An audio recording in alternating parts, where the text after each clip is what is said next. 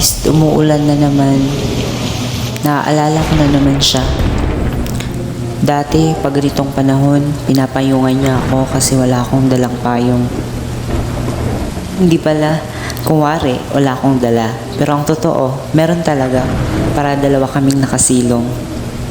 Pero ngayon, parang nawalan na ng silbi itong payong ko kung hindi siyang tagahawak.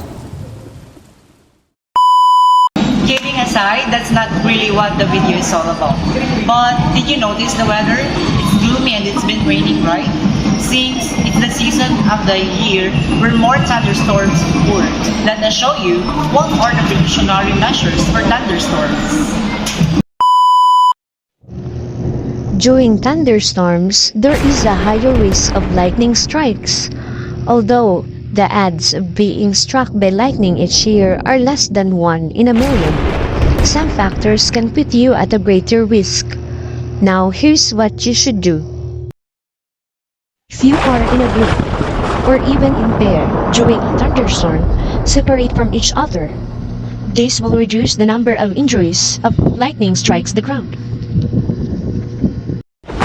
Avoid using electronic equipment of all types.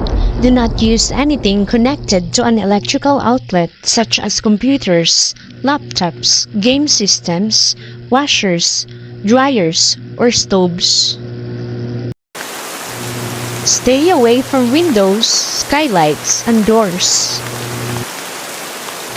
Monitor local news or weather updates for any emergency, watches, or warnings.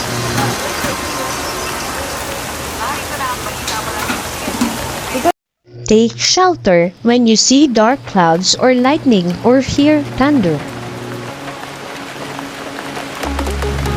Also, don't forget the 30-30 rule.